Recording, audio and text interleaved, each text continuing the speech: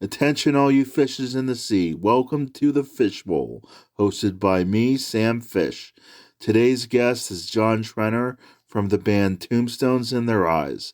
I'll be talking with John about his latest album, Asylum Harbor, available on all music platforms. Check it out and enjoy. Here is Tombstones in Their Eyes' fourth track off of Asylum Harbor, I Like to Feel Good. Hope you enjoy.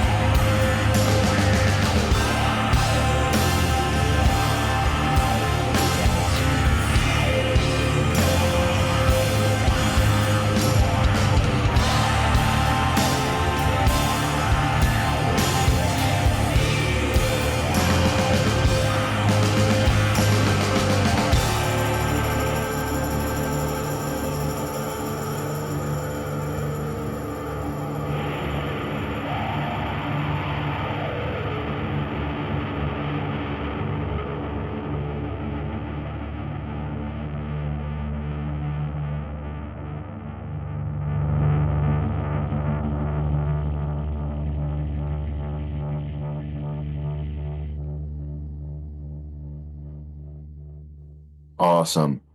John, it's Trenner, right? Trainer. Yeah, I just pronounce Trainer. it trainer. Yeah, like a regular. Okay.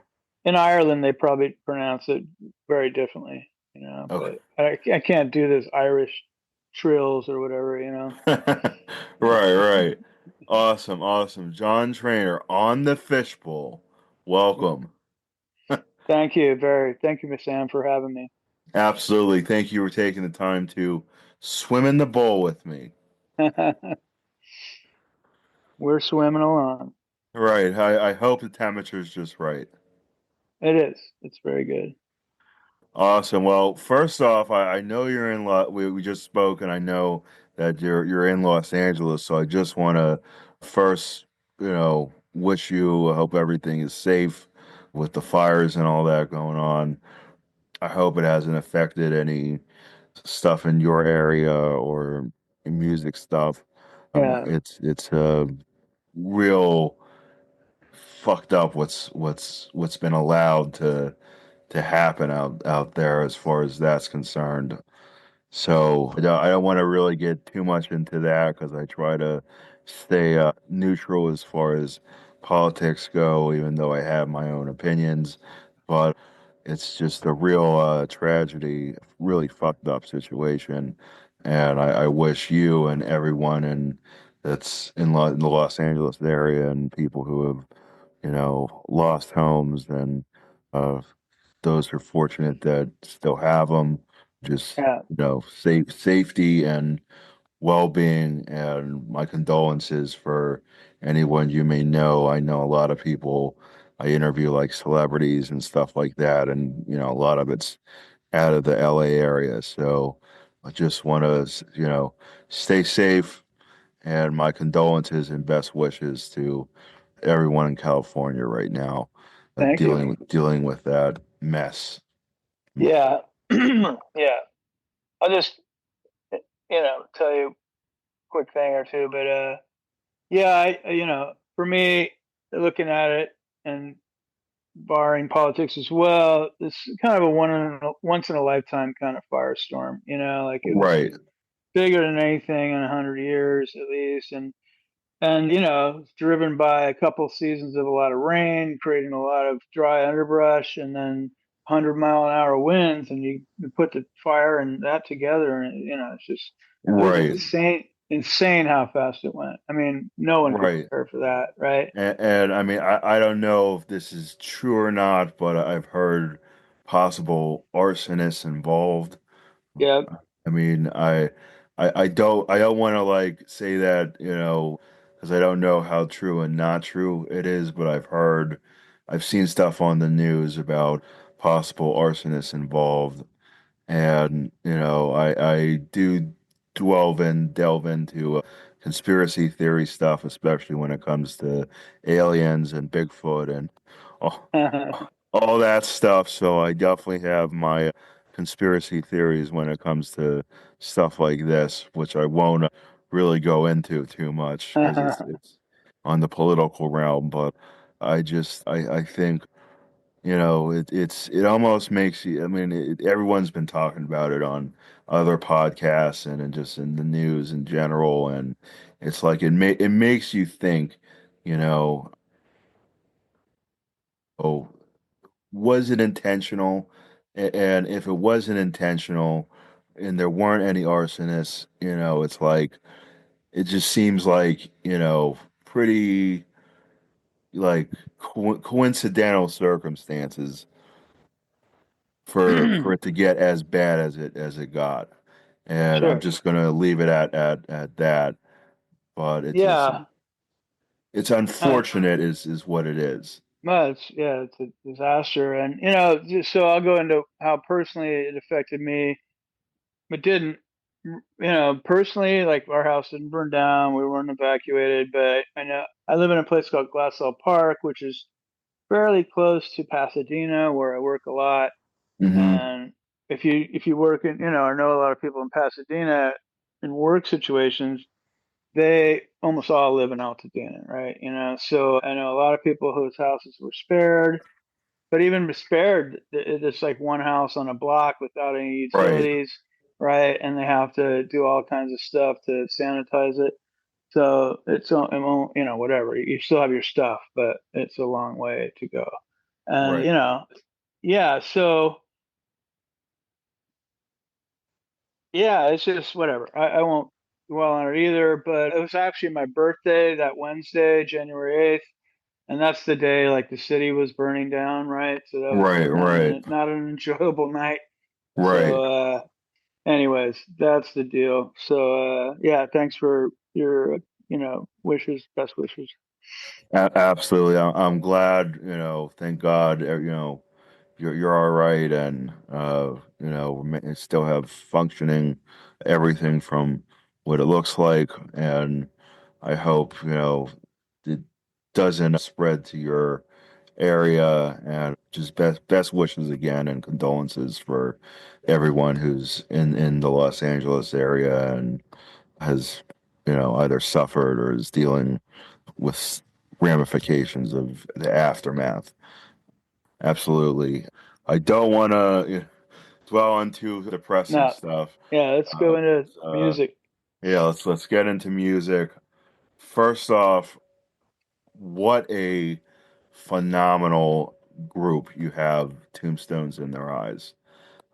I am really, really big on psychedelic rock and, you know, contrast kind of like Sabbathian, old school Sabbathian heavy metal. And when I say psychedelic rock, I like all different like subgenres of psychedelic rock. So there's like, shoegaze, there's dream pop, there's space rock, there's buzz rock, there's stoner metal, and There's the neo list, psych. right, neo psychedelic, right. Yeah. And the list can literally, go on and on.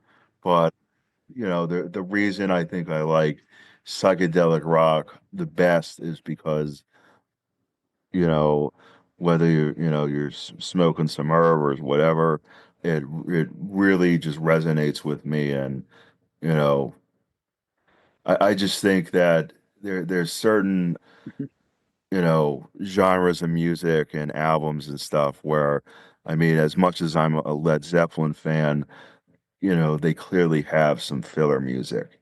And as much as I'm like a Rolling Stones fan, they clearly have some filler music in between, the songs on their albums. And I've found that pretty much with like specifically psychedelic rock and even more specifically like the shoegaze, dream pop, like all that those like subgenres, it's like you can listen to the entire album and not have to like switch a song. It all kind of flows, together, you know, equally. And, some parts are, you know, a little higher and a little lower than others, but it's like Dark Side of the Moon, like talk about one of the founders of, what that genre became with Pink Floyd. But if you listen to like Pink Floyd, I would say more the Gilmour and Roger Waters versus like the Sid Barrett and post Roger Waters stuff, the Gilmour on. But like everything from like Wish You Were Here, Dark Side, Metal, Animals, Autumn Mother Heart, it's you can listen to like the whole thing. And I even just read like an article how, Dark Side of the Moon is like one of the albums that came out like, like it's pretty much like what, like 50 years ago now. And it still sounds like it could have like come out today, Yeah. and no one would be the wiser. And with Tombstones in Their Eyes and a lot of other bands, but your band in particular, everything since the debut album up till the most current album, Asylum Harbor, I'll plug it for you right there. Uh, Thanks. it is like just not, it doesn't just like, flow together really well. I'm talking about like especially Asylum Harbor is like a phenomenal psychedelic rock album as a whole. And I Thanks. also really like that, I mean, for me to like invest time in a band, one, I look for, longer tracks, and two, I look for, that the album has to basically, be, like, you know, basically 38 minutes or longer for me to like really, invest time in researching the band and getting to know if they have any prior stuff or even considering like listening to them further. And I know some of your albums are shorter than others, but they're all really, really good. But you also have like three albums that are like almost like an hour long, which is like what I really, when I see a band that, like the album is like 50 minutes or longer, that's when I'm like these are like real musicians. These are like guys who know about music and know how to really play the music and make some great tracks. And also the fact that some of your albums are 50 minutes or longer, to have the whole album just like be one sequential piece with, multiple tracks and the whole thing be like as good as it is really, hard to do. And I have my top three favorite albums of yours here. Okay. Asylum Harbor is one of them, Sea of Sorrow, and Maybe Someday. Top three favorites. And then I'll also plug the rest just so it's plugged. Looking for a Light Collection and Sleep Forever, your debut album. Thank you. Uh, all phenomenal music.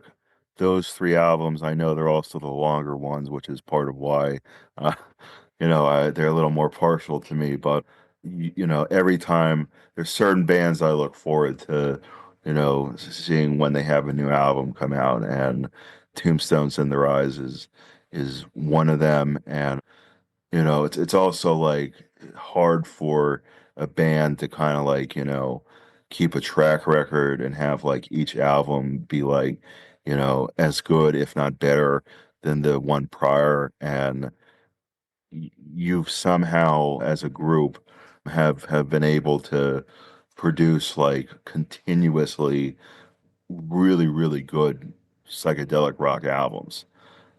Thank you. So I just want to say that first off as a fan. And that leads me to my first official question, which is what got you interested in music? Oh, wow. That goes way back. Well, when I was a kid, first thing I remember about music is my parents making me take piano lessons, right? So I took them for from like 4 to about 15, where I could finally tell my parents I didn't want to do it. So, because piano wasn't the instrument I wanted to play, really. I wanted to play guitar, and Yeah, so, yeah, but so that's as far as the playing side goes. But then, what got me into music is my dad was a big music fan.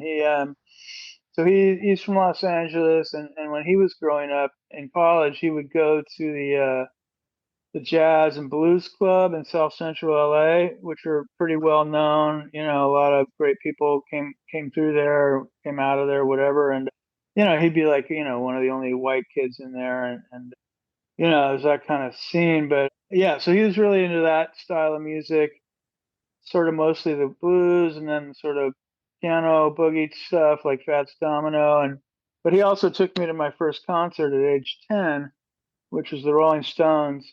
I'm going to age myself right here, but it was 1975. And that was a good, I mean, I wish it was 72 because sort of my tour, but 75 right. was pretty awesome too, you know. So, but then around the house, I mean, I started getting into like Elton John, the Beach Boys, the Stones, then it went into like Kiss and Aerosmith and stuff like that, and then punk rock hit, and that's shit changed everything. I got into like Germs and Devo and the Cramps, and from there it just a lot of punks, like those aren't your traditional like hardcore punk bands, which that wasn't what it was back then, right? Right, It right. was like Gun Club, all these different kinds of bands, and then it became codified, and then it became like a uniform, and that's when I was already off into different other kinds of music, like the post-punk stuff, or Butthole Surfers, or Pussy Galore. There was all kinds of stuff still happening. It was a very fertile time in the 80s, and so yeah, so I mean that's kind of my path right there. So as far as playing back to that, so after I put down piano, I started to play a little guitar with a friend of mine, this guy James Cooper, and we kind of wrote a couple songs. We did write a couple songs, and then I just kind of drifted off into something else, punk rock and doing drugs and all that kind of stuff. And he kept going with that, and they had a little band. And so I really didn't come back to playing until like I was 27. But in the meantime, I did do some tours with my friend's band. I was their manager in the late 80s, and we went over to Europe and all that stuff, which was an awesome time because they loved American bands in 1988, and that was pre-Nirvana, and everything Right, was right. bubbling. You know what I mean? It was cool. So I got to experience that, and but yeah, that is. I hope that answers your question without going too far. Yeah, yeah. What was the band that you managed? Because I know we were starting to talk about that before we hit record. They were called the Leaving Trains. They were a Los Angeles kind of, I don't know, alternative sort of, a little bit of psychedelia, a little bit of, rock and roll, I don't know, somewhere in the area of like a little replacements, maybe, you know what I mean? Like, Okay, yeah, yeah, yeah. yeah. So, early Soul Asylum, that, whatever. And Right, so, yeah, but they were on SST Records, which at the time was a pretty happening label, with the Meat Puppets and Husker Du and Black right. Flag, and you know what I mean. So anyway, we do these we did a couple U.S. tours, or I did one with them actually, and it was fun. 22 years old, right? Then we went over to Europe, and that Right. was a whole another level. You know what I mean? And that Yeah. was great. So yeah, so that was a good experience. Awesome, awesome. I mean, I know that Europe in general, pretty much since like the British invasion, has kind of been ahead of the game. Yes, it's based off of American influences, but like especially in the psychedelic rock Oh yeah. genre. I mean, like two major American bands that can to this day get more airplay and fan base in Europe is one of the fundamentals that I consider of like the two biggies of kind of what shoegaze of like today is, which is the Dandy Warhols and the Brian Jonestown Massacre. Oh yeah. Two linchpins for me. Hmm. Yeah. I mean, I mean, I have the documentary Dig on the two of them. I've watched that numerous times.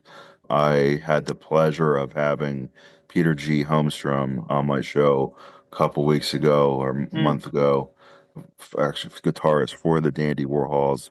yep. And that was like a whole trip interview because but my first time seeing them was literally on my 28th birthday. And they came to a venue here in Pittsburgh called Mr. Small's Theater Mm, during their Distortland tour. And I got VIP tickets. I got to meet them and mm. they performed and then I dreamt of Yes for my birthday, specifically for my birthday. And I said this to Peter in the interview when we first started talking, but it was one of those like magical, instances, rare opportunities where it's like, it's like a scene out of a movie, where like a big band is playing and they do like one song that like the crowd just like becomes silent, dead silent, and as soon as they finish, it's like the biggest eruption, of like, we never thought we'd hear that song live, and he even told me that it's hard on Courtney's lungs to do it live. So it was like a special, experience that, I was like, only I and my friend, who were in like the VIP balcony area. knew that that song was for me, and they wouldn't have played it Wow. unless it was because I Which song specifically again? request. It's called "And Then I Dreamt of Yes." Okay. Okay. I'll have to look It's that one up. I think it's off of Auditorium and Warlords of Mars. Oh, okay. I think it's off that one. Right. I might be wrong because I always get it confused, the Right. album. But it's a three song lineup that literally when I Ah, asked, they were like, "That's the smoking part of the album." right. Uh, yeah, but it's like three songs in a row, and then I dreamt of yes is like the middle song, and it's like just an awesome three track lineup that is like you know awesome, just tripping out music. Yeah. But it's part of like why I love listening to your stuff, because it's like it's I really believe this. There's been studies and everything too, how if you smoke cannabis and Yeah. whatever, and like you listen to psychedelic rock and stuff like that, it opens like certain whatever neural pathways in the mind that leans more towards like creativity and you know motion, stuff like that. It allows like whatever endorphins or whatever you want to call it. I'm not sure the exact lingo there, but basically it's like Quado saying to Schwarzenegger in Total Recall, open your mind, and that's what it does, especially with psychedelic rock and shoegaze and all that, and music that really just when it comes down to it makes you, feel emotion. Yeah. It moves you, Yeah. and I forget who said this. It was in a recent interview as a musician. I forget who it was, but they were talking about how, music, especially like the old stuff like the classic rock era like you when you grew up with like the Stones and the Beatles and Jimi Hendrix and just all the plethora of music that came out then. It's like, and even stuff in the 90s and 80s too, in the 70s, throughout the 70s, really up until like the 2000s. I I want to say it became a lot harder to find like a song that you could literally listen to the song or and it would strike a memory, or it Right. would make you feel like a certain emotion, you know, and with your music, it's in psychedelic rock, but not all psychedelic rock. Like it has to be particular, stuff. But I think especially with your music, it's like you can feel kind of like emotion, with listening to the album in its entirety, and it can, you know, open your mind to kind of feel like, well, I should maybe be thinking about this or that, or it ends up making you think of this or that, but I think it's really like hard to find bands today that have songs that make you feel just emotion, and it's really cool to hear your albums and especially Asylum Harbor. There's a lot on there that is very resonating to me, and I'm sure a lot of other people because I've been noticing all the accomplishments the album has been doing and college charts and magazines and stuff. So I'm happy to get a chance to talk to you and talk about the album and past albums and stuff like that. Um, Sure. Hey, I'm gonna give you my quick Brian Jonestown Massacre story. yeah, yeah, Just how I got into them. Like it was kind of a odd, just a chance thing because I'm into a band called the Spacemen 3. You've heard of them, right? And yeah, yeah, yeah. so on that Leaving Trains tour, we were lucky enough to play with them in Germany, which is cool because they never made it to the U.S. But that's just a side story. I read an interview with Sonic Boom from that band, and he mentioned the Brian Jonestown Massacre. said something about them. And so I was up in San Francisco and I saw they were playing at this place called the Bottom of the Hill, and I went over there with my friend, and I've been hooked ever since, man. It was, I was like 95, 6, something like that. And yeah, I mean, really for my songwriting, like one of my goals was to someday write a song as good as one of Anton's songs, you know? So Definitely. I think you've accomplished it. yeah, I feel like it. But yeah, that's my quick little story about that.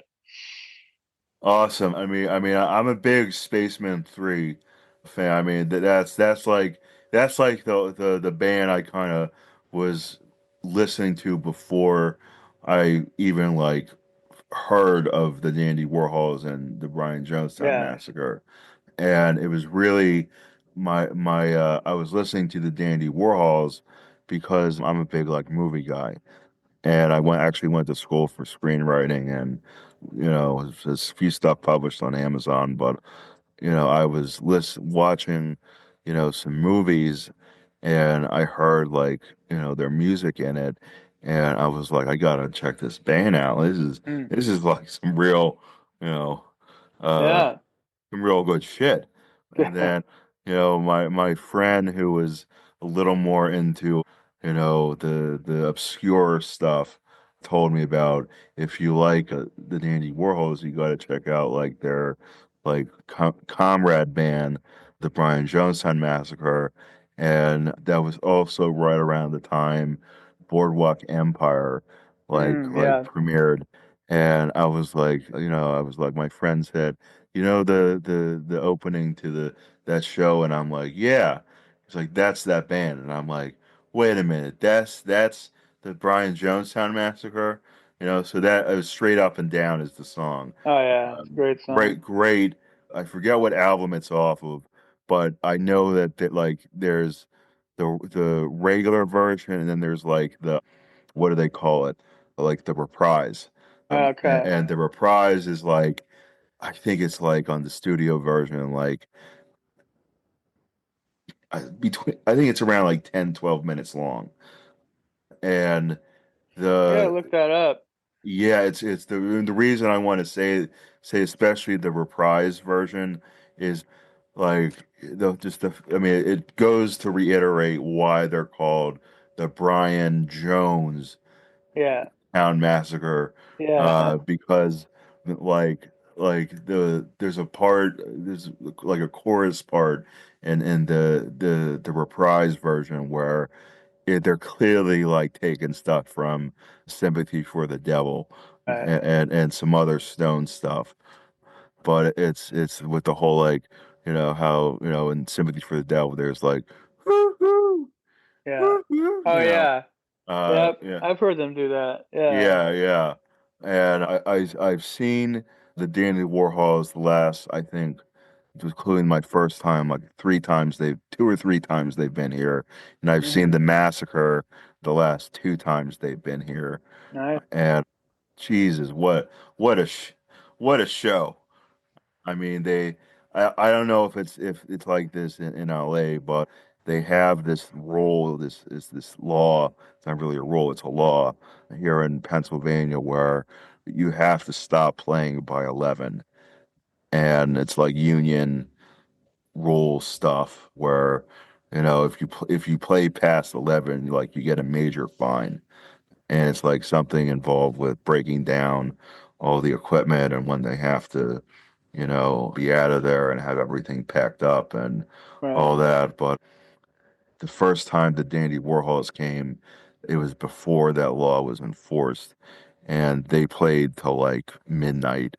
And when the massacre came, they had already enforced that law. So Anton started at like 8 o'clock, and then they had a band that I actually had on the show that's from the California area, the Stevenson Ranch Davidians. Davidians. Yeah. Yeah. Davidians, yeah, yeah. Yeah. They opened for the massacre the first time Okay. Yeah. they That's came, cool. Yeah. and Anton played from like 8 till like stopped at exactly, you know, 11 o'clock. So That's at funny. least he played for like 3 hours nonstop. Wow, that's a lot. Yeah. Yeah, Wow, that's yeah. heavy. Yeah. But I mean, those guys are great too. The Stevenson Ranch Davidians. Yeah. Yeah, I have never seen them, but I see them playing around a lot, and I actually thought about reaching out to them to play a show together. I'm just gonna make sure because there's like two bands with very similar names. Okay, that's the one. Yeah, okay, I got it. There's another one that's has a similar name. I don't think it's that name, but it reminds me. Whatever, I get confused. So No yeah, worries. Yeah, please do reach out to them, and if you do, tell them Sam Fish the Fishbowl recommended. okay, You reach out to them and play with them. Um, sure, Really, I mean, their stuff is awesome. yeah. Very like remnant of the massacre, and would be a great show as an opener for your band as well. I'm Well, very they've been playing around a lot more, so we probably have to open for them this okay. time. Okay, well, still, Yeah, vice versa, yeah, still. yeah. Hello, hello, hello, all my fishes in the sea. Thank you for taking the time to listen to my interview with John Schreiner of the band Tombstones in Their Eyes. Here is the second to last track off their latest album, Asylum Harbor, called Set Me Free. Hope you enjoy and please subscribe.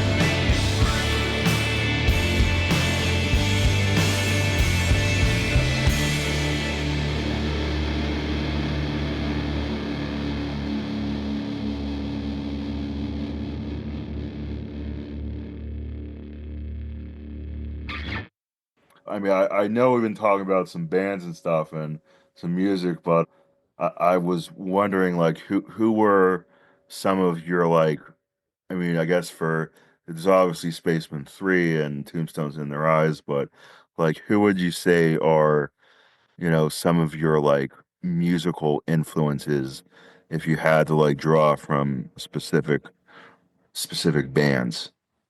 Well, as I sort of told you a little bit about my musical journey, right? So Right, right. really, what I think is just an amalgamation of everything, every sort of stop on that journey, right? So you have, I love some of the Elton John stuff. Some of that's in there. Beach Boys.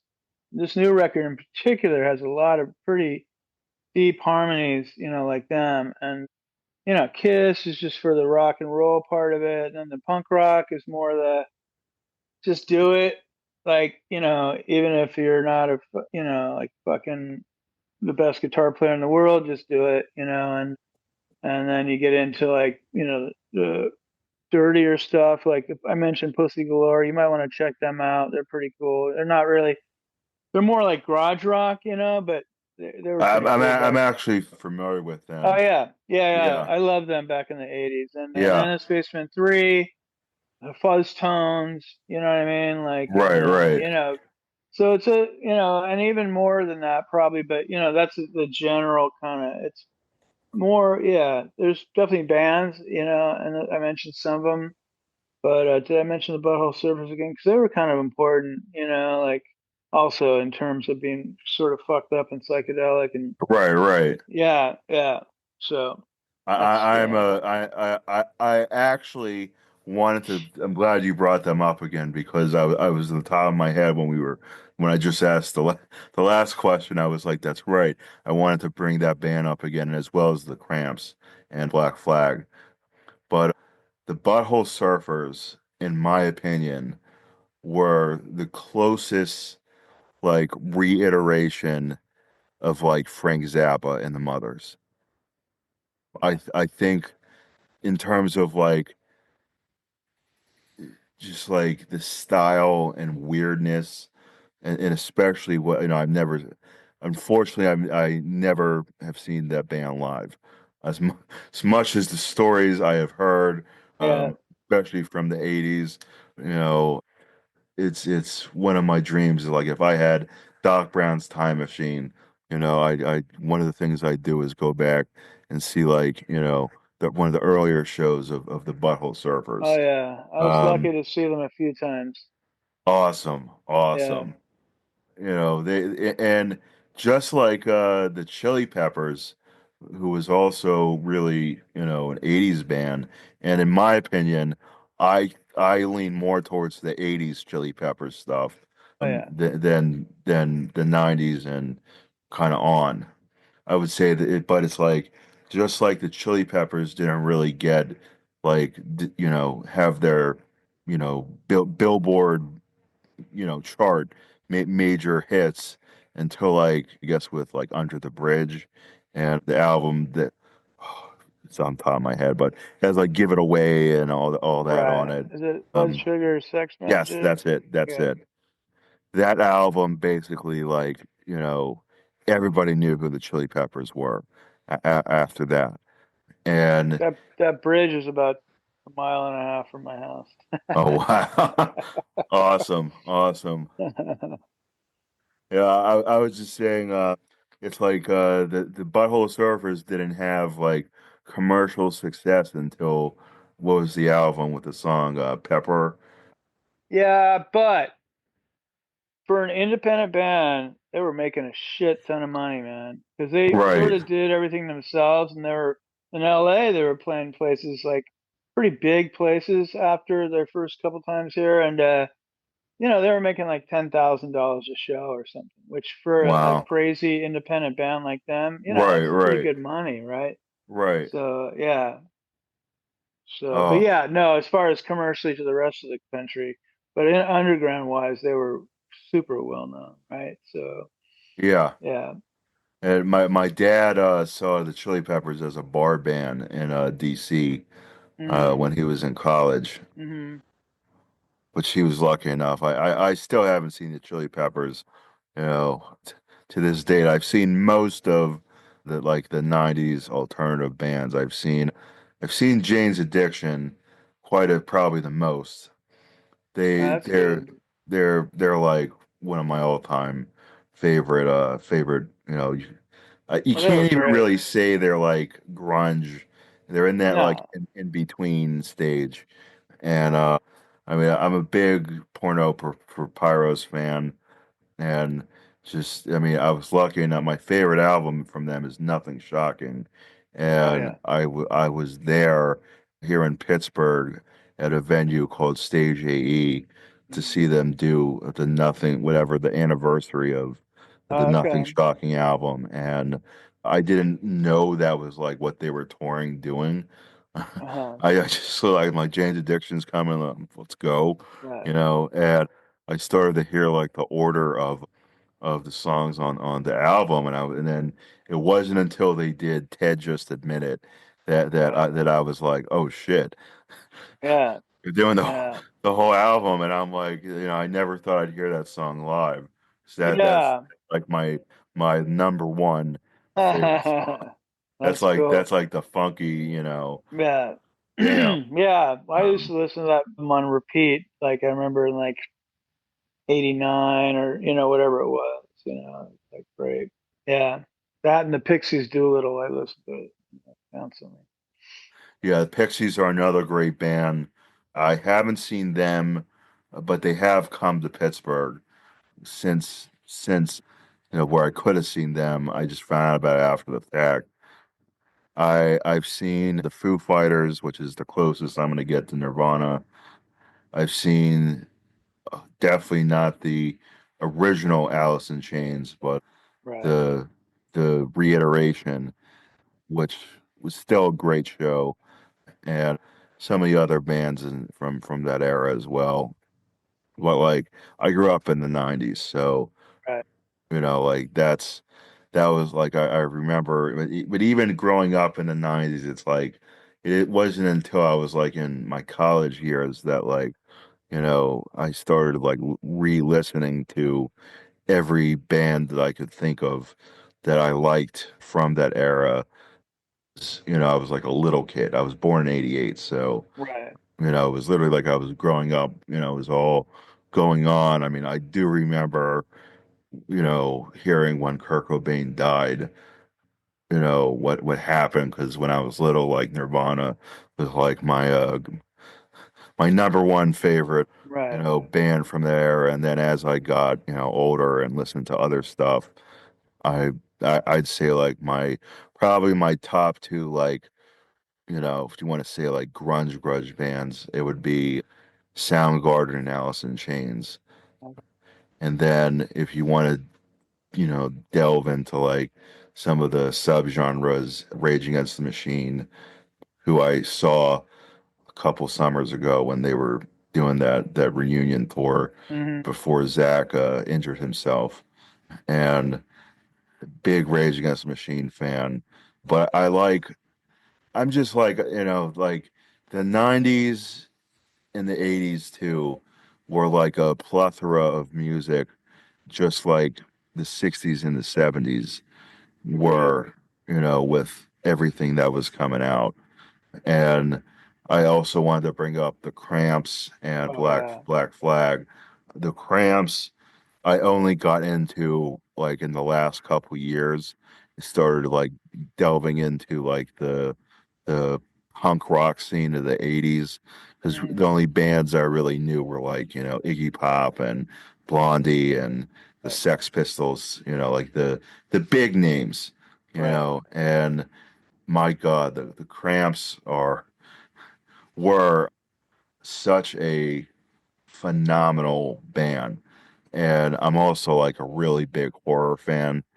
And I did not realize, how much of their music in the '80s was played and like so many, cult classic and famous horror films. Yeah. It's really like if you go back and watch, there's a ton that their music is played in. Oh wow. One of them is the Texas Chainsaw Massacre Part Two. Um, Ah, there's the which big song do part. they play? Remember? I think it's off the album with Fever. Um, Oh, that's songs the Lord taught us. yes, yes. Okay, One of this. It's one of this. I don't think it's Garbage Man. It's one of the other more like rockabilly, more like straight like punk or right. like rockabilly songs. I can't remember the exact name, but maybe it was Juju No, Ju, that's on their second record, second record. Okay. psychedelic jungle. Okay. Yes, But if it, yeah, yeah. it's I believe it's the what is it, the Juju. Um, Okay, I can't remember the song name, but if yeah. I think something like that was on the second record. Yeah, it's I want to say it's that song. I can't Uh-huh. remember the exact song, but and Fever was played in Near Dark Oh yeah, with Bill Paxton and Lance Henriksen. yeah. Uh, famous scene too. It was like the bar scene where Huh. they kill everyone the in the bar, and it's like Yeah, it's a major sequence. That song is played, and then I've heard Garbage Man played in a few other stuff. great song. Great Yeah, song. And then Black Flag and Henry Rollins in general, yeah, one of my all-time favorite musicians and cult actors. The one movie that if I get a chance to interview Henry Rollins, the one movie I want to talk to him about is Johnny Mnemonic. okay. I don't know if I remember him in that, or it's been a long time since I saw it, probably. But yeah, Yeah, that's cool. yeah, Yeah, they were intense. I mean, so I was able to catch them fairly early, not totally early where I saw the other singers, but still, I mean, when they were still like Black Flag, hardcore, fast, you know what I mean? Like right, right. that was cool. They were great. Yeah. Yeah. And Uh, our producer is a guy named Paul Rossler, and his sister, Kira Rossler, played bass in Black Flag for many years, actually. oh wow, that's awesome. Yeah, yeah. So, anyways, that's it. They've been around. Yeah, So, yeah. Like I said, I love to interview Henry Rollins. yeah, He seems like I mean I know I've watched interviews with him, and he has his like radio show, and yeah, it's just like Iggy Pop has his radio show, and you hear some great music and just great stories about the business, and also how much has changed from the, you mean not just the 80s, but like going back to like like the Stones and Pink Floyd and all those bands, and yeah, to what music is today, which in some cases it's very sad, and in other cases it's like if you know what music to look for, yeah, and they're like even in the 80s, like we just talked about, like the mainstream music was like hair metal, yeah. but like there were all these other. Yeah, the underground was super Yeah, active. yeah, yeah. Yeah, And it's the same thing today. I think, it's I think that's one thing that hasn't changed right. is the underground is there's always, something, you know, going on. Yeah, And, like music genres that I see for all those people who say like rock is dead, yeah, and all that.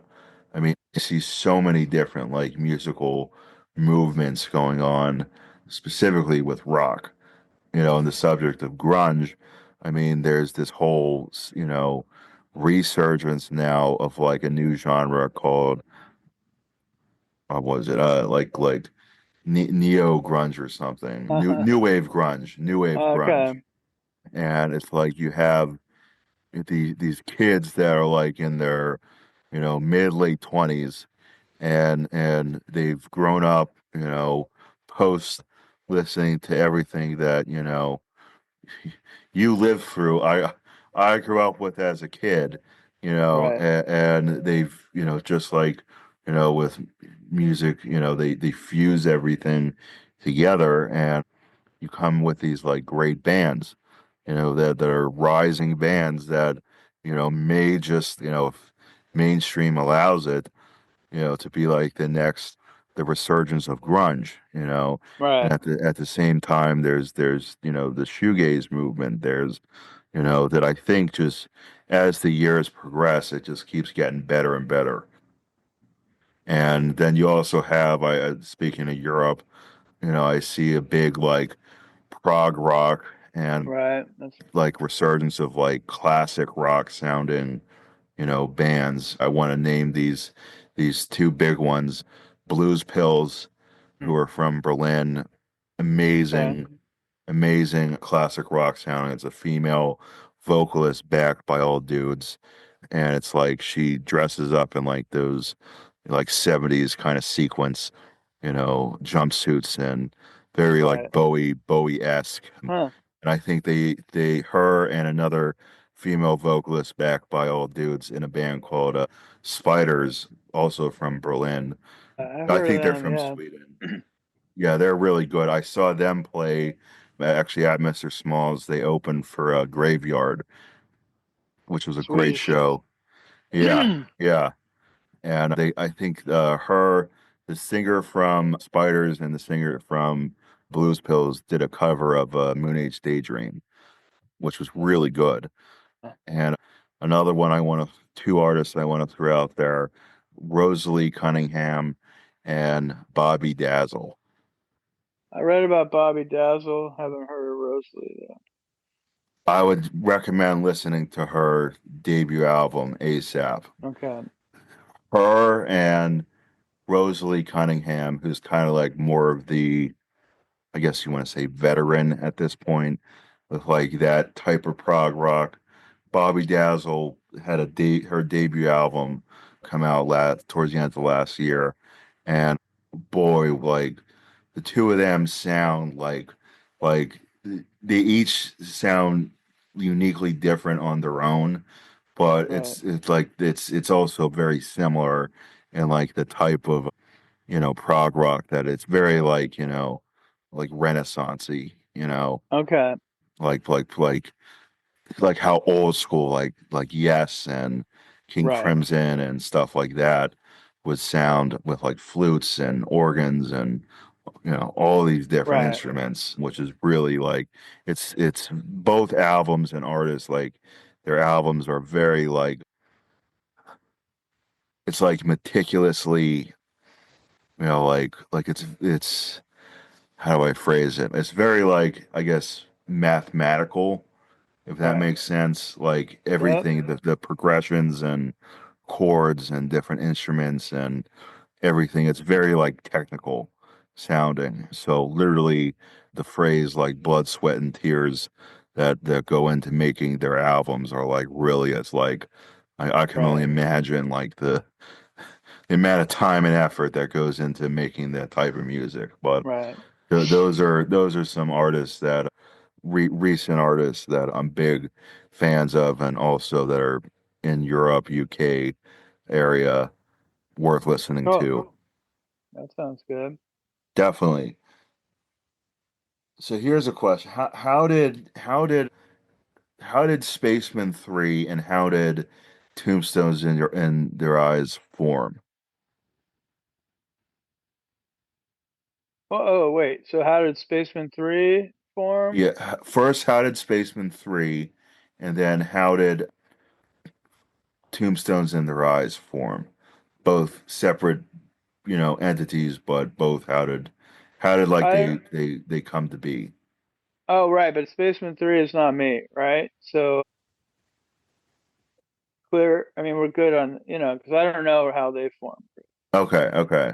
Right. Yeah. I mean, I know they're from Rugby, England, and at Right. least the two guys. But Tombstones formed.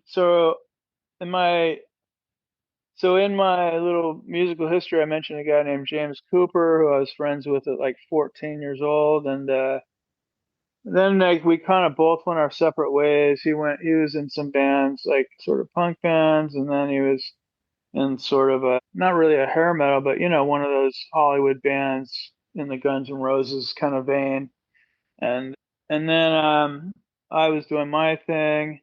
And eventually, like, I talked to his sister, and she said, "Hey, he's cool. He's into baseball, and he's cleaned up his act." And so I thought, oh, maybe I can talk to the guy. And we ended up talking and became fast friends right away again. And yeah, we started doing music. He's in New York, I'm here, but we started playing songs via Dropbox and using GarageBand to start these songs. And he was very encouraging of me of my songwriting. So that's kind of how how it got started. And then we would work on demos together, and finally we had enough good stuff that we decided to record it. I got a couple local guys, and that's where it sort of took off. But I will go into that because that first record, what the hell is it called again? Sleep Forever. Yeah, Sleeper. Sorry. So that was, we hadn't really found our sound yet, but elements of it are there, right? There's a song called Sleep Forever, and there's a song called Happy, and, there's another piano song I did with Paul that's pretty good. It's called It's Always Nothing. There's about 5 or 6 songs that are, like I said, heading in the direction we ended up going in. And we took this band like took an opposite path than a lot of young bands do, where their first record or two is fantastic, then they kind of go downhill, right? We're going Right. uphill, and Right. so we sort of, then we did an EP, and that further came into our, we did an EP, a single, and another EP, and that's kind of where we started to hit our stride. Then we did Maybe Someday, which has some great stuff, and then what was next? The collection was just a collection of some of the early record and all the EPs and singles. And then what was next? Looking for a Light. Looking for a Yeah, light, and then yeah, that was His cool. I like Sorrow. that. It's a pretty different. Yeah. It's a little like, I don't like the first song, Quarantine Blues, because I knew it would be too topical, and I just don't dig it, right? And that's one thing about me is I have tried not to be too precious about this stuff. I work fast. I want to get it out. I don't really care if like 2 years later I think that song sucks or whatever. You know what I mean? Like, just Right. 'cause I've seen people like not put records out for 5 years. Like, that's 5 years of like creativity lost, basically. You know what I mean? Right. Like, Right. who cares? Like, life is short. That's my attitude. So on all these records, there's a song or two that I think, why the fuck did I put that on there or whatever, and so what? But so yeah, Looking for a Light, it was pretty different. It was more sparse than our other records. Then we did an EP called A Higher Place, which is really pretty good actually, I think. And but then, okay, so we'll get into the last two, and I'll shut up. But Sea of Sorrow was a really kind of down record. I was going through some stuff, and there's a pretty blatant like drug song on it, and stuff like that. But I think, like, I mean, that's got like some really of my favorite songs, like the song Numb, the song Heart. What else? No One to Blame. There's a bunch of good stuff on there, and Right. yeah. But then we get to this record, and so the deal is like, I've had 25 to 30, almost, pretty much finished songs over at the studio ready to go, but I keep writing new stuff. And so, like, the last record was 8 new songs, and wait, no, this record was 8 new songs and 2 old ones, so, and I'm doing the same for the next record. But so we haven't delved into that archive too much. And the last year was one of the worst years of my life, right? So, suicidal, and all kinds of stuff going on, and it really doesn't sound like it in the record so much. You know what I mean? Because it's not as down as like the Sea of Sorrow record was. And the thing I like about this record most is that, like, it's very cohesive.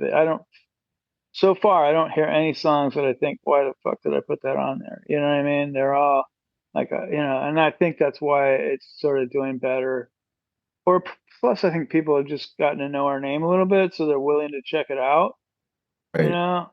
And so that's why, we're doing good on radio, college radio.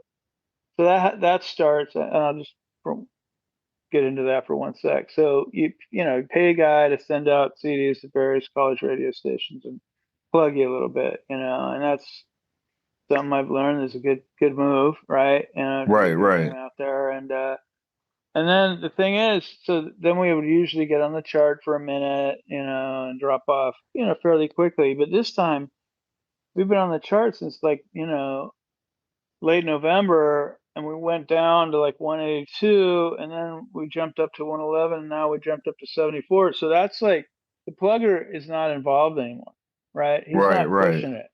So that's sort of organic growth, which is really cool, So, Definitely. anyways, that's a quick rundown on some of the stuff that you didn't ask about. Awesome, awesome. I'm glad you filled me in on that. I know the questions of conversation has been all over the place, which That's is okay. part of my show. I Yeah, like, yeah, it's all good. I like talking music. just talking, Yep. relatable, you know. But yeah, it's awesome to hear. I actually did college radio when I was in college, and would have been doing a lot of exactly what's been working for you with your latest album and just organic growth and everything. So I'm really happy to hear that. I also I have the email from Shauna with like the press kit and stuff, but I definitely wanted to see if I could use a couple like one or two tracks to put like in between Oh, the hell yeah. interview. Nah, don't even worry Um, about it. Just go for it. Awesome, awesome. That's like a new thing I want to start doing is I've interviewed, Smart. a lot of bands at this point, Now I want to try and like, insert, some of their tracks into the interviews so, people can not only listen to the interview but, get a sample, of essentially the bands that I love having on my show and talking about the types of music and music in general, whether it's shoegaze, dream pop, or doom metal, or new wave grunge, or whatever. Right. Any way I can really help you and help those people, whether they're, musicians or indie filmmakers, or even, established celebrities, or whatever, in whatever Right. set, if I can help, push a project or an album or a tour, that's my ultimate goal, and making great connections along the way. So I was really happy to connect with Shauna. That was purely because of prom promotionals thing I was doing with Peter G. Helmstrom, and Oh, yeah. I've been getting her emails on a weekly, sometimes daily basis. So I'm trying to really keep up. It's hard, Of course. I was trying to keep up with all the bands that she sends me because some, I haven't heard of for whatever reason, and that requires like time to like listen to their stuff. With they have, Right. how many prior albums that's before whatever new single or album is being released. So it's a lot of hours you got to Yeah. put in to like listening to Yeah. music, but I am fully watching out for those emails. And one band that I want to give a shout out so Shauna can hear when this comes out, and hopefully by then I will have interviewed them. But that's the Yets.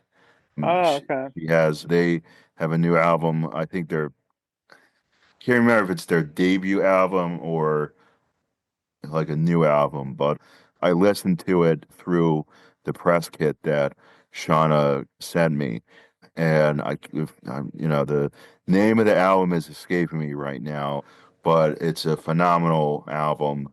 Check it out. It comes out, I think, sometime this month, and really, there's a lot of like not just like 90s alternative, but classic rock stuff. Like Hmm. one song I had to ask my mom what the name of the song was because she used to sing it to me when I was a little kid. Oh, wow. And I had to like be like, what was that song you sang? Because I knew who it was one of these artists. I didn't know which one. And it turns out the song was The Circle Game. Yeah. That one of their songs on the album like immediately reminded me of. But there's a lot of good tracks on there. It's a phenomenal album. So they're on the list. Shauna, I will get to them, I promise. Yeah, I love having the same publicist as Peter. That's Yeah. great, you know. So, Yeah, yeah. I mean, so she is awesome. The press kits that I've been getting with, the albums available, sometimes, pre before they're released and, yeah, tracks, the samples. I'm like, this is like a, you know, music podcasters and music aficionado and lover in general, dream come true, to yeah, basically get, press releases to do stuff with, big bands and smaller bands and stuff of like, all different areas. But I'm like, I really love talking to musicians and especially, stuff on the underground because, it's not always the case, but, you know, a lot of the time it is where stuff on the underground is just like you know, sometimes better than what's on the mainstream. And I kind of feel like if you listen to the underground, like you said, like that's punk, you yeah, know. That's like the last one of the last major, remnants of punk, is right. is like, not being part of you know, The mainstream. the mainstream exactly, Yeah, because they're like the 90s, the mainstream was good. The 60s and 70s. Well, I should say mid 60s to mid 70s right. was really good. Late Yeah, 70s, not so much. no. But, And the but 80s mainstream to me was horrible. I mean, yeah, even same here. some, Right, new wavy stuff got up there, like even Devo, but that wasn't like right, a Devo song I liked so much. You know what I mean? Like, right. so yeah, But like I was just gonna say, in this late 70s into the early, mid 80s, you had the formation of the whole what became the major punk rock right, movement of the 80s, and then you had the whole, grunge movement, like, that was underground and then became mainstream in the 90s. right. So, there's that for the record. Grunge was the underground, Oh and yeah, it just by chance, became the mainstream, and along with just a plethora again, we'll use that word of music in the 90s and 80s too, but really like the 90s was when like I think when yeah, I would consider that like the last musical movement, and yeah, agreed. I would also relate it to very much like the 60s, 70s movement because all the heroes died, a lot of them from heroin, just like, in the major hippie, era Right. people, and then the people sold out or bands broke up, band members died, and they just didn't want to move forward. You know, there's still some major artists from that era that have continued to make great music. Like I want to definitely throw Jerry Cantrell in there, Yeah. you know, because he pretty much was the the real, lyricist and, you know, second but main voice of Alice in Chains. And, the Foo Fighters, you know, I could say they've made some stuff has been better than others. Uh, I'll say that, but I could throw them in there and Primus, another phenomenal band. they've been continuing to make some great music, and few other Yeah. big ones. One thing about Foo Fighters, I don't listen really to their music. I, appreciate what they've done. And the coolest thing about them is that they continue to employ Pat Smear, originally from the Germs, Right, and right. later from Nirvana. That's pretty cool. He's a cool guy. Yeah, yeah. And I just heard out in your area when speaking of the fires again that there was the benefits Yeah. concert or whatever, and they just all reunited to perform to help raise money for what's been happening That, and continuing to go yeah. on. Yeah. But that was really cool to see. The Breeders, another great band, spin-off Oh yeah. from the Pixies. Yeah. And there's just, I mean, great music is out there, but like we just said, all the really good stuff is on the underground, and it's I want to say like another two areas that I see really good music coming out of besides like Europe and the UK and Glasgow and Hmm. all that is Australia and New Zealand. I've seen a lot of really good bands come out of there. Some are in like the shoegaze and some are like in the alternative rock Right. scene. One band I want to throw their name out a lot recently because I'm honestly trying to get them on my show. They're blowing up huge. They're like one of the biggest new bands in Australia right now. They're called Full Flower Moon Band. Huh. Um, I'll have to check them uh, out. yeah, they're really good. Iggy Pop played one of their songs on his radio show, and they're like real. They just put out their second album, I think last summer, or towards the end of last year. Really good, really good. It's a female vocalist backed by all dudes, and they have a very funny s- social media presence. They Okay. like I could just tell that like these are people if like I lived in Australia or like near where this band, would be living, I'd be like, I want to hang out with these people because they seem they seem like they like they're laid back and they also have like a sense of humor, Right. so it's like, they have a good social media presence, like they know how to, market themselves. Yeah. But that's another band worth checking out. Definitely worth checking out from Cool. I will. Australia, New Zealand. There's a great band called the Holy Drug Couple. Oh yeah, I've heard them. Yeah, they're really good. I have them in a couple playlists. Yeah. I keep a like a psych rock type playlist, and they're Yeah, they're yeah. they're in there. Yeah. Yep. Cool. Awesome, awesome. Well, here's a question for you.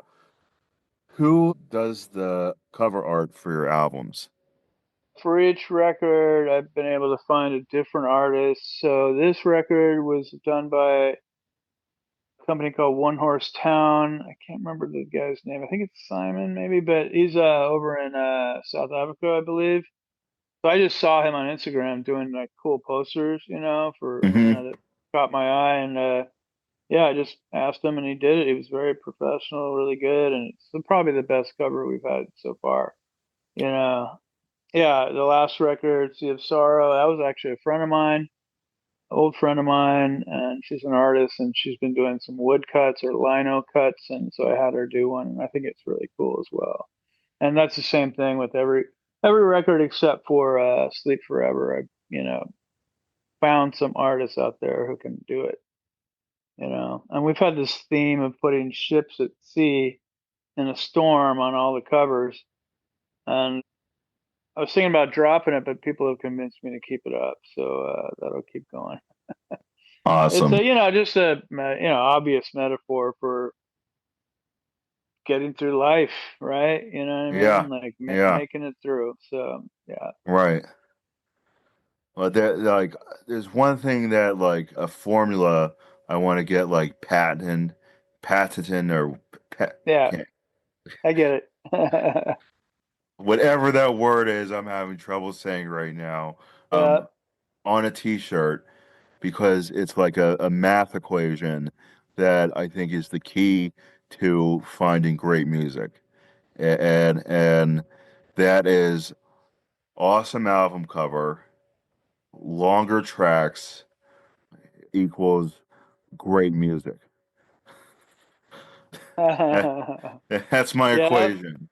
pretty You know, good. Yeah, you you got know, it down. hasn't failed me yet. And it's one of the key things that like if I'm doing music searching on like Spotify and seeing like I like this band, what's related, you know, Mm, a lot of the times it's like I see the album cover and I'm like, who is this? yeah, You for know, sure. I Yeah, think it's just as important as like a movie poster, you for know, sure. for a film, you know, to like if you can capture with like an image, you know, what encompasses the album and the music and the you know the band, you know, I think you have yourself a winning scenario to basically keep current listeners listening and attracting new listeners, you know, to get For sure. into the music. Agreed.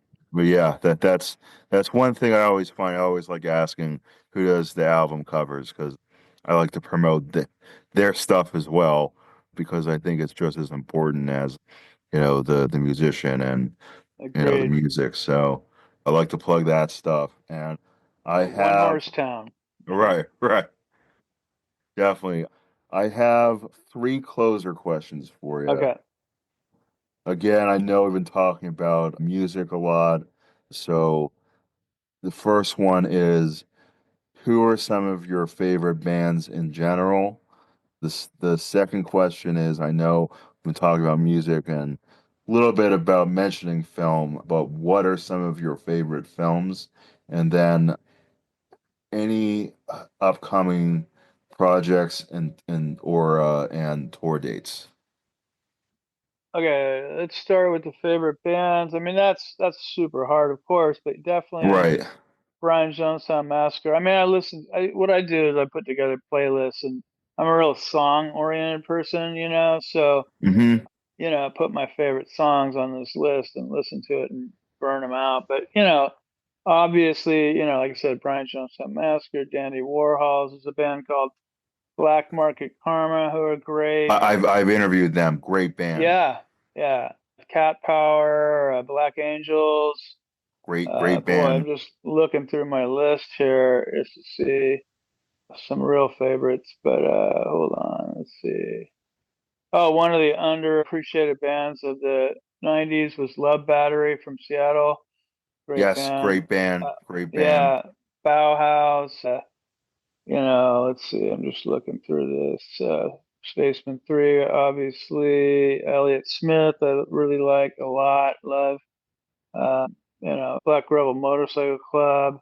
Great band. I Uh, saw them live. Great show. yeah, yeah. Sonic Jesus, they're a cool band from over in Europe, I think Italy. What else? I'm familiar Yeah. with them as well. Great band.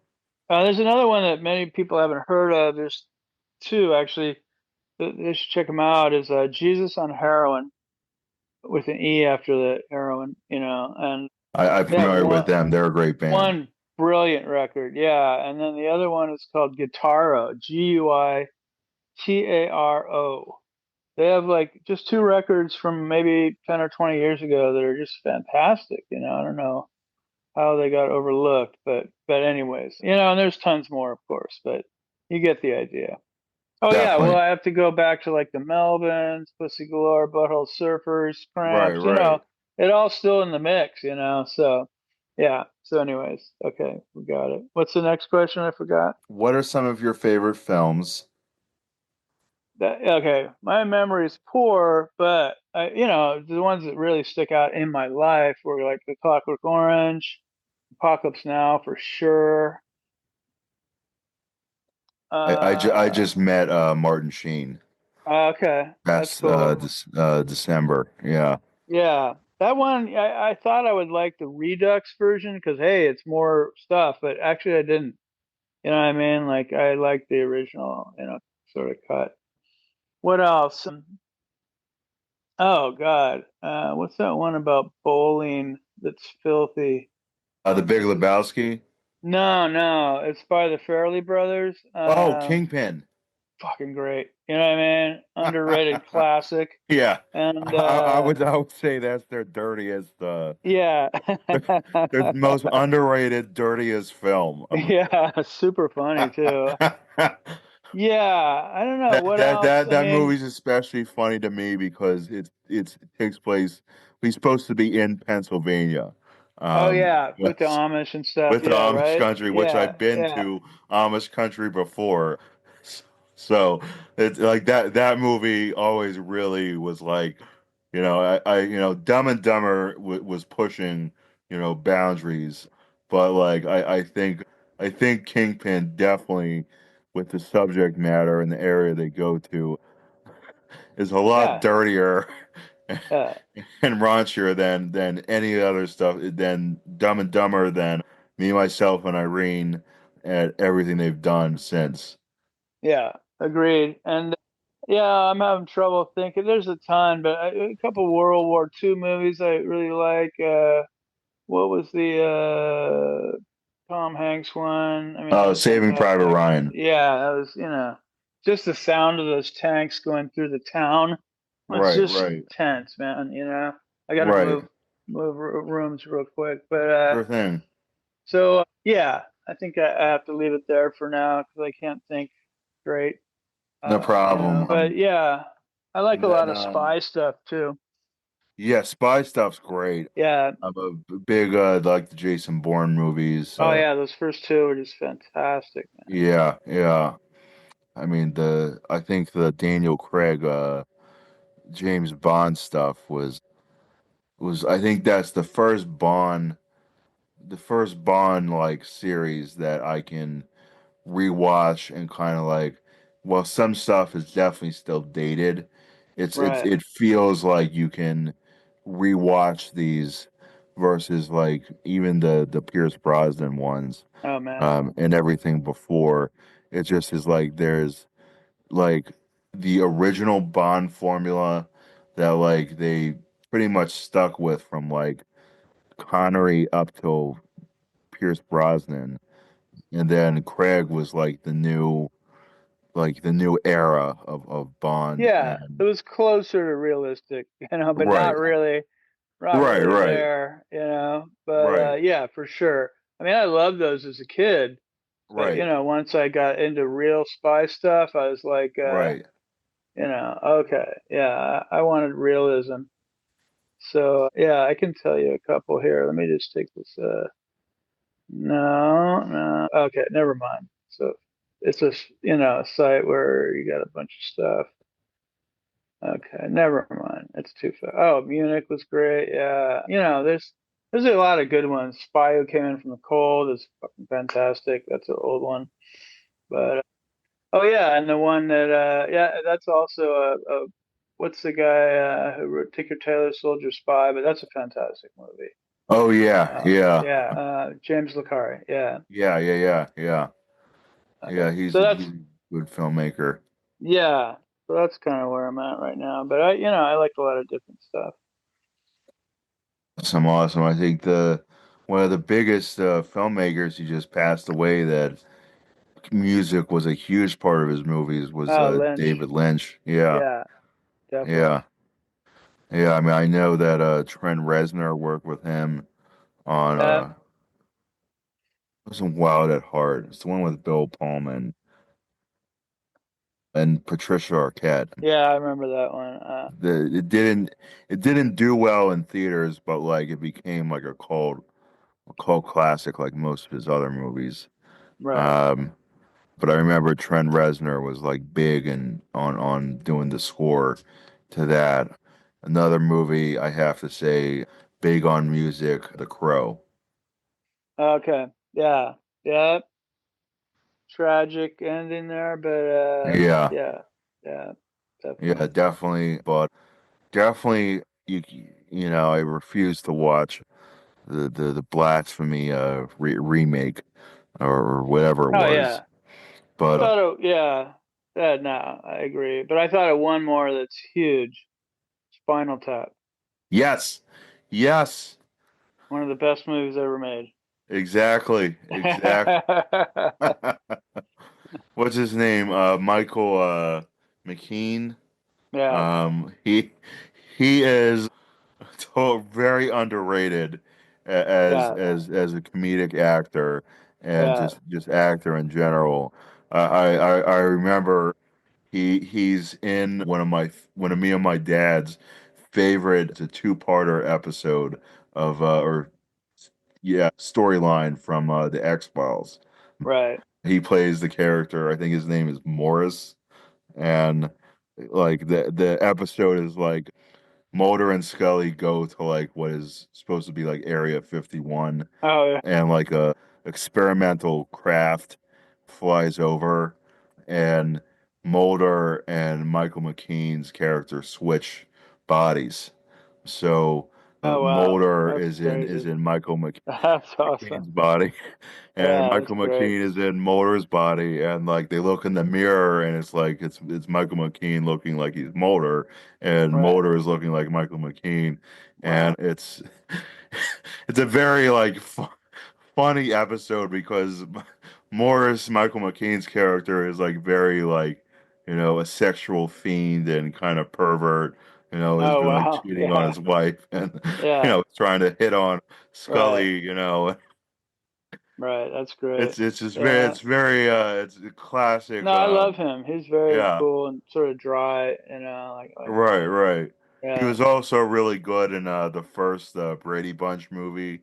Um, Okay. he was Yeah. the neighbor next to the Bradys. Uh, Yeah. and I've recently watched both of those the Brady Bunch movie and a Very Brady Uh-huh. sequel.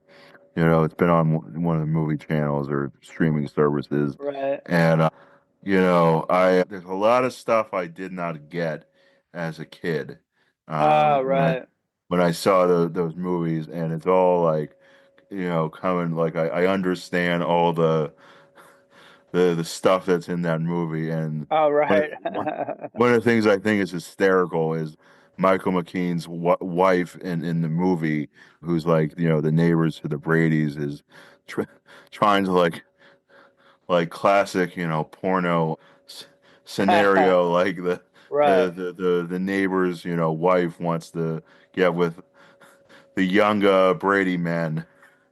Right. Yeah, That's funny. but yeah, classic stuff.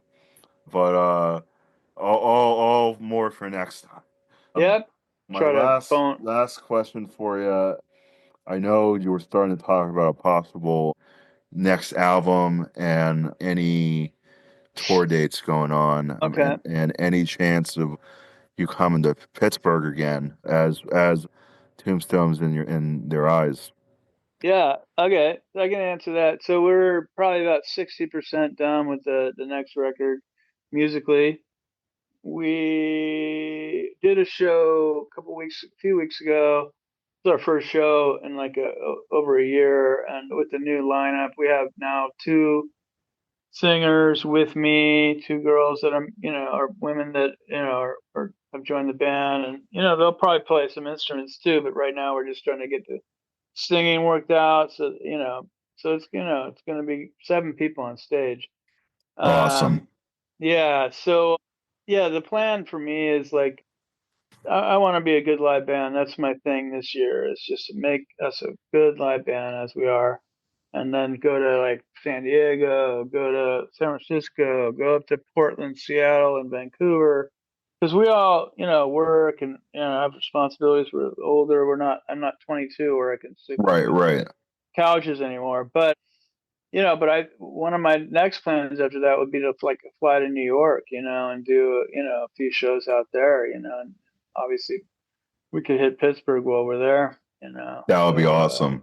yeah, yep, Any venues you need a list of when that time comes, shoot me a message. I will give you full list rundown of all the best possible venues to play in Pittsburgh, Sure. and any way I can help out in that area.